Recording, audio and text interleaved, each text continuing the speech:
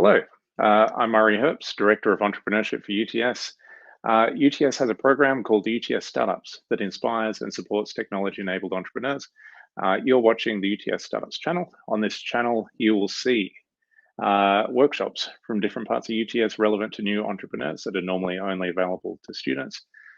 You will see entrepreneurial confessions, entrepreneurs sharing what actually enabled them, what they actually did, what they actually got. Those are fantastic too. And most importantly, you'll see people that have worked with thousands of different entrepreneurs, different startups, that have seen a lot of things and have a lot of things to share in terms of tips for new entrepreneurs that are starting. I have one of my favorite people joining me today. Let me brace myself and brace yourself, Mark, for this introduction. There is nobody that runs a better corporate innovation program in Australia than the person I'm about to introduce. I met him when he was at News Corp, leading the digital program there as Chief Product Officer of Digital, effectively the innovation program. I have not seen any other Australian company or company overseas whose innovation program was better at engaging, understanding everything happening across different markets, and then effectively engaging with those entrepreneurs as well. Subsequently at IAG as Chief Digital Officer with a team of 400 behind him. Before that, leading large parts of AOL and Yahoo around the world. Welcome, Mark Drasutis. Welcome. Hello, Murray. Thank you for the lovely introduction. It's good. It's great to be here. This better be good. So, good. I'll just say, Australia has a really interesting corporate landscape. And I think obviously one of the large opportunities for new entrepreneurs is engaging with the corporate landscape and engaging well. Yep. You have seen and helped thousands of different startups to engage with the corporate world effectively. So I'll start with the big question, based on what you've seen across all of those startups, all of those entrepreneurs. What have you seen that might surprise others, and what tips do you have for new entrepreneurs? I think that's a good question, and thank you for your time, and thanks and hello to everyone. It's great to be here. It's great to be talking to the world of startups and talking to the world of academia. And I think that's one of the pieces of the joins that I think is a surprise to myself and lots of people around Australia, which is there's thousands of leading businesses lurking in academia around, and then the key challenge is channeling those, connecting those businesses or those academic ideas with businesses around business ideas or specific problems that are being solved by organizations that exist within organizations. That's where a lot of the success lies, and I think there's a lot of focus on consumer-facing, customer-focused to direct to customer startups, and taking those problems and moving them out into the world of apps and on your phone, etc. Whereas actually there's a lot of challenges within organizations as a whole around the operating model and how those organizations work themselves. And I think lots of the things around academia can be packaged into a business-to-business offering from an entrepreneur. So I wouldn't limit yourself to what you can deliver for a customer. I'd think about how to challenge a business to actually work a better business, because even for the last 18 to 24 months, these businesses have changed fundamentally, and they are now in a world where the customers' expectations have changed, and they need to basically be a digital business. They're all software companies at the end of the day. Okay. I do love that, the role of entrepreneurs in disseminating innovations. That 100%. You've got a blank canvas, you can make something that works. But if I'm strolling up to the front door of a given bank in Sydney, how am I actually bridging that gap into those companies? So I think there's a really good question, because it's very daunting for an entrepreneur to walk up to a large organization and turn up at, as you say, the front of IAG, the front of News Corp, the front of CBA, the front of other organizations. And I think it's understanding the challenges that are faced by those organizations and the risk that they have about not being in a certain category. So if you think about, there's a great example I saw on one of my trips through mentoring in universities, which is around the solar space and one around the funeral space.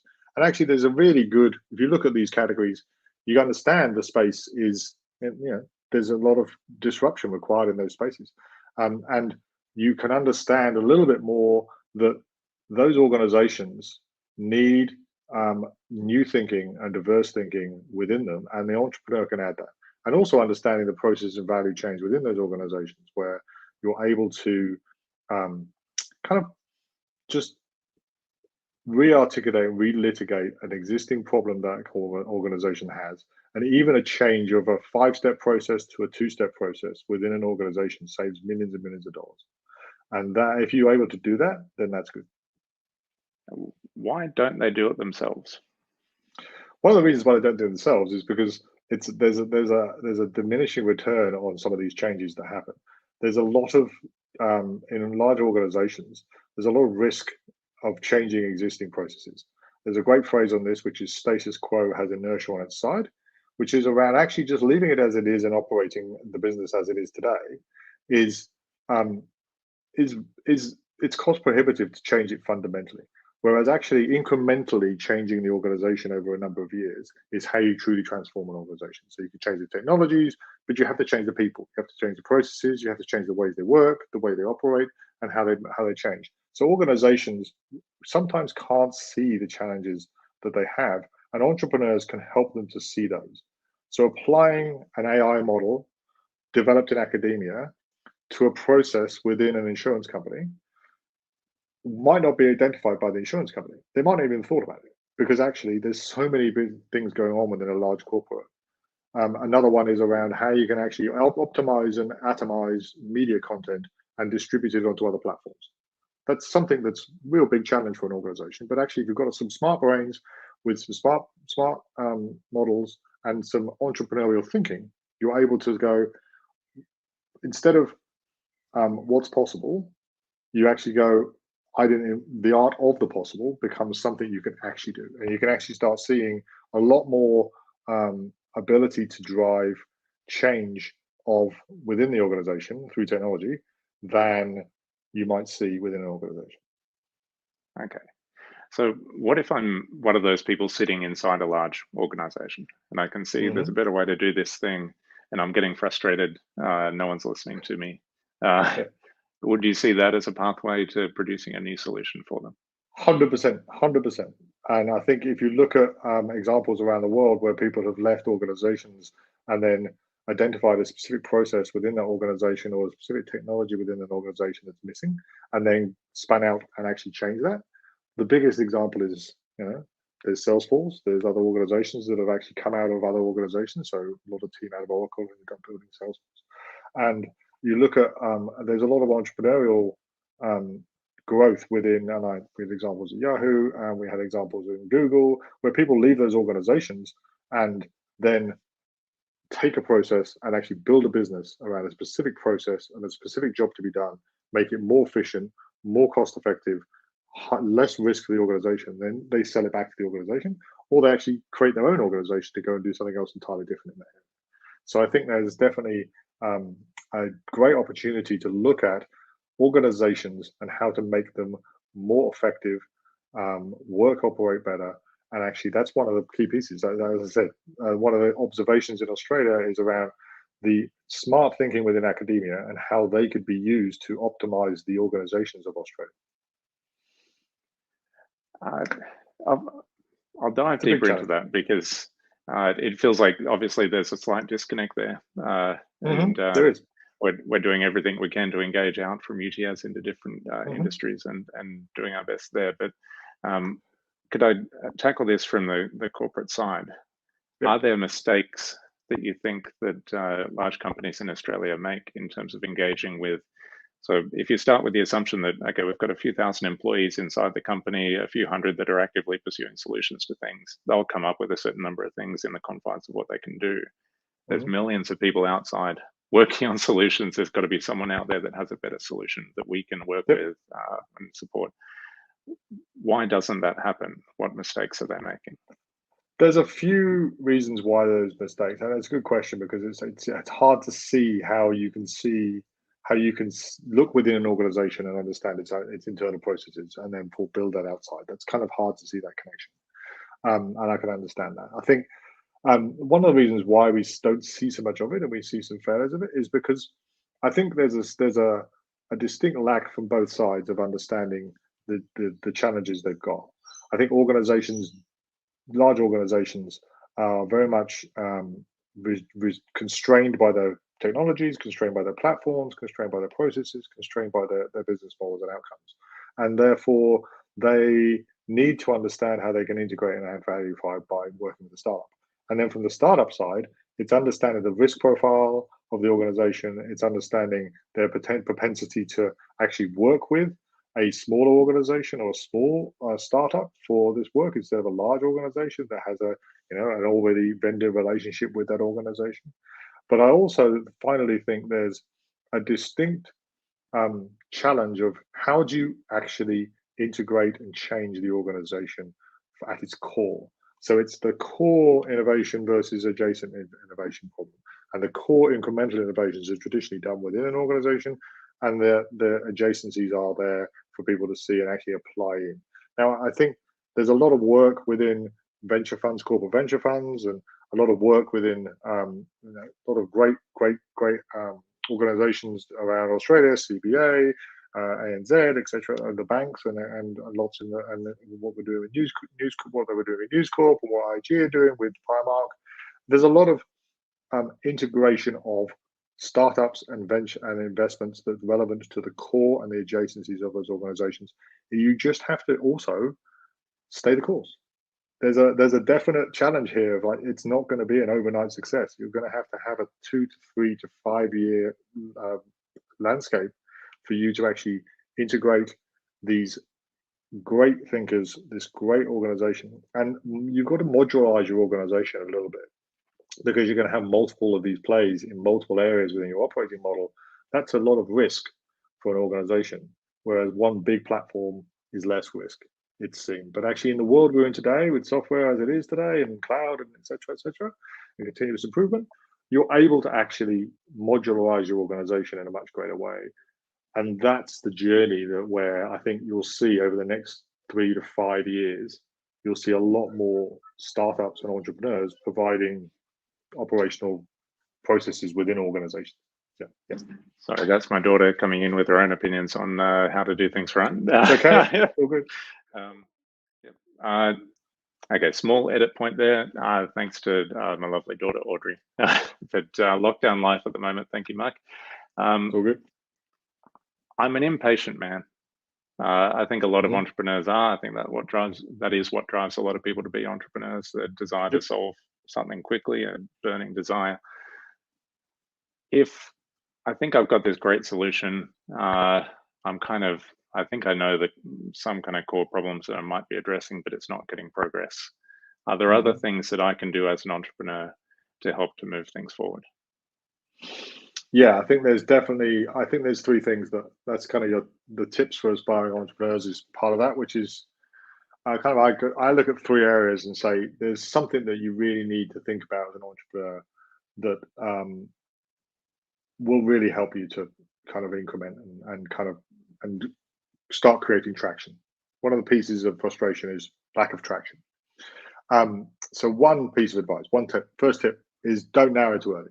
So rather than limiting yourself to one path and getting frustrated by the fact that that's not doing it, you always need to keep your options to the level where the signature of a good idea is the entrepreneur will be able to identify multiple potential ways of making it work.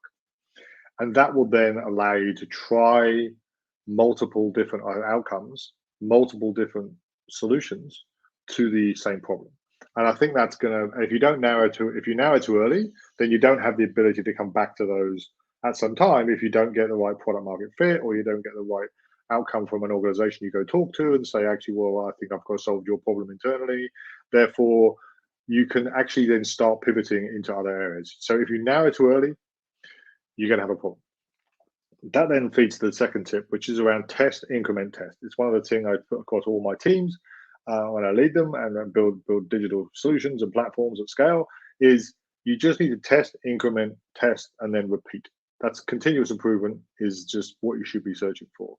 And you need to work on shaping the problem a lot. So continuing to understand and shape and test that problem rather than the solution. Because if you're focusing on testing the right problem and you're chasing the right problem, then you're going to de-risk your path forward. And if you're really identifying that problem in the right way, then your conversation with a large traditional organization will be easier, because you will then have a shared understanding of the problem you're trying to solve. So the job to be done within the organization, or the job to be done within the problem you're trying to solve, or the customer you have, is, you need to continually test. And it's like, I think there's a phrase on it which is like, you have minimum viable product, you need to have minimum viable testing framework, because actually you can do a lot of things without actually cutting any code at all. And then the third piece, which actually I think helps organizations a lot, and I've seen it a lot within startups, but I've also seen it a lot within any corporate organization in 25 years of doing things on the internet, is diversity. And I don't just mean diversity in gender, I mean diversity in background and thought and language and experience and geography and age. All of those dramatically increase your chance of success. So if you're surrounding yourself with people who are like-minded people, I know you do this a lot at UTS. You don't just have students working with students. You have various different types of students working with different types of students from different backgrounds, different courses, different degree courses, different ages, different genders, different languages, different religions, etc. If you surround yourself with people that are not like you, you're more likely to identify a different solution or different answer to a problem or different answer to a question or different potential opportunity for that traction that will diminish your frustration. So the ability to actually think about something around, actually, are we offering this within a certain geography, or are we offering this solution to a certain organization? If you look at continuous improvement and processes and operating models that are going to scale the future organizations, big and small, they're transferable from a minerals company through to a retail organization, through to an FMCG good, through to an insurance company, through to a bank, through to a media organization. They are the similar kind of type of understanding of the operating models, but you need to, the key element is the diversity of the background, thought, experience, age, and gender. So I think those are the things that will help you on your way of like that frustration, but also the advice to get you traction for your organization. Okay, fantastic. It's nice to know the frustrations on both sides. Frustration is always there. Yeah. But that feels like opportunity if there's large companies with large problems and tiny companies, or potentially tiny companies that don't exist yet, that could be addressing those large companies. And you're aware that there is a divide, but you're trying these couple of things to figure out better ways of addressing them. So one thing for entrepreneurs to understand is organizations are now looking at journey mapping and all the great concepts of the startup world and using them in their organizations around their customers. So if you look at all the pain points of a customer around insurance or media consumption or banking or minerals, the ability to work mines efficiently across multiple locations, those pain points exist everywhere. So you look at farming is another one. There's a lot of pain points that those corporates will have identified. If you can solve that pain point for them as a specific solution, as an entrepreneur, that might open a load more opportunities for you, but also for the organization will mean their operating model is more effective. They're able to focus on something else. They're able to actually become more innovative themselves and actually to grow their business. And that's reducing customer friction and reducing the friction for their employees is two of the main goals of most organizations, because we can't forget the employees use the products and services to deliver to the customers as much as the customers use the products and services that are sold by the business. So I think there's two sides of that. And I think that's one of the pieces on entrepreneurs is, one, the most successful entrepreneurs and startups that I've seen are ones that are able to actually integrate into the organizations and help the organizations, not helping the customers of the organizations, because the customers of the organizations are there. There's a great one at IAG with Arturo, which is around assessment of properties, and that's a back-end process that optimizes the understanding of the risk on a property. But that's a startup that's solving a problem for an insurance company, but it's ultimately going to help the customer experience. because it means you can get your home insurance at a better rate and a better value and a better understanding of what the risk is before they actually price it. So it kind of works from both sides. But that's a B2B play. It's a classic entrepreneurial challenge of changing an organization. And this is part of the problem as well. That to me is a sexy startup, because they're doing something really cool that other people might not look at, 100%. and they've seen the opportunity, they're doing something about it, and it's working out. But they don't make the cover of whatever magazine. They're not kind of something people might immediately aspire to be. Nope. And so, and I think this is a lesson from the old Fishburner startups as well.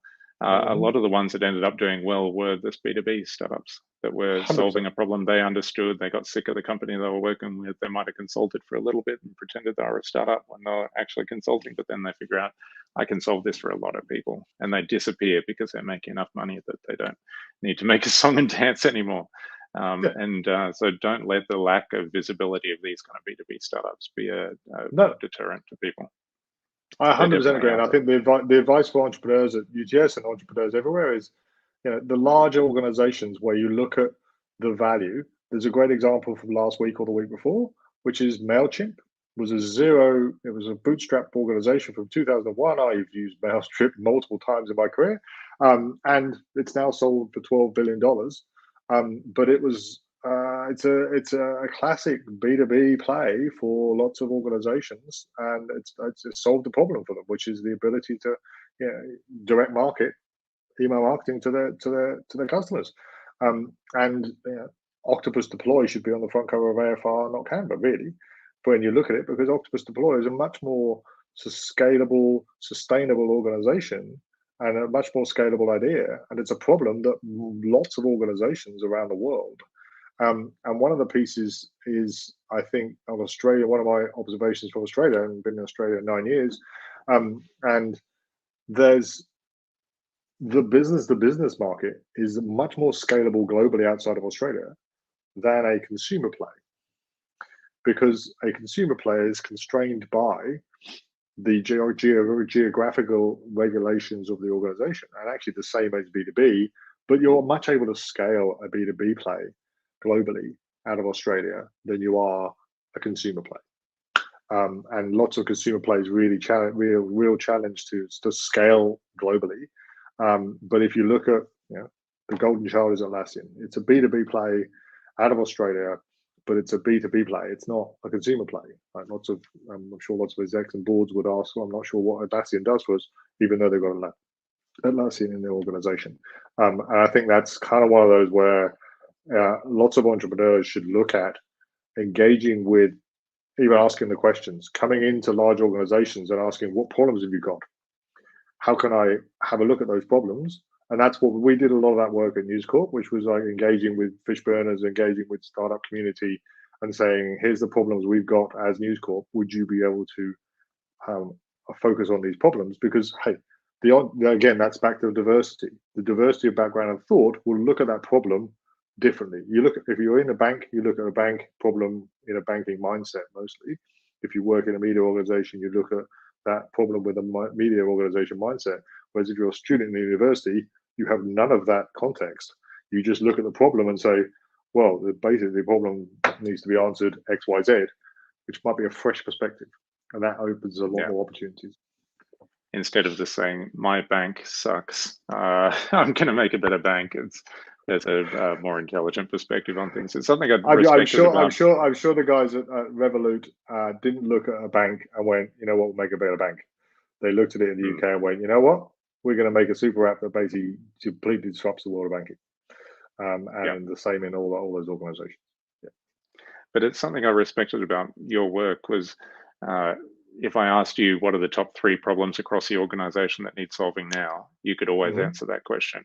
100%. And I suspect in a lot of large companies, if you walk in and ask a large number of people what are the problems of the organization, they would not understand what's going on. And a lot of the C-suite of Australia, I think, are too concerned with their own problems to articulate the main problems and define them clearly so that people can actually understand and engage with them. That might be true. I wouldn't be able to comment on other C-suites and other execs and other companies, but I think you're hitting on something that's true, which is it's back to that status quo has an inertia on its side. If you're trying to just keep going as an organization and you have a kind of a value exchange that's required over a period of time, you don't really understand the kind of real problems that are lurking in your organization in some shape or form. And you try and move a technology, I come from a technology and product side, which is you kind of look at it as a technology solution, and you kind of actually it's not a technology problem on its isolation. It's actually an operating model, it's a people, it's a processes problem, and then technology. And I think you're right. I think if you wanted to go and ask an organization what's their top 3 problems, I think one of the key areas they wouldn't look at is primarily at the back of the business. And I have this real mindset, this real kind of passion on you can't be an analog organization at the back end and a digital one at the front end. And if your customers are expecting millisecond transactions, that has to pass through the whole organization. There's like a steel thread that goes through, and that's on that steel thread are all the opportunities for entrepreneurs to drive a different way of doing things for certain organizations. That was the example I was talking to you before about. Was you look at Jonathan and Local Measure. They're in the industry. They're in the travel industry. They're in the leisure industry. Their platform was massive scale up. They were doing really well across the world. All of a sudden, all travel stops, all leisure stops, all hospitality stops. But they didn't narrow themselves too early. They had an opportunity to test and implement a new platform that they were building out around call centers.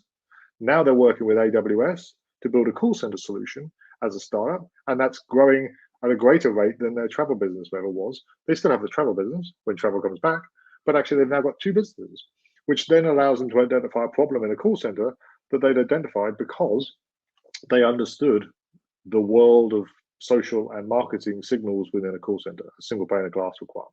So, there's definite opportunities for entrepreneurs to understand those steel threads and pain points. But you're right.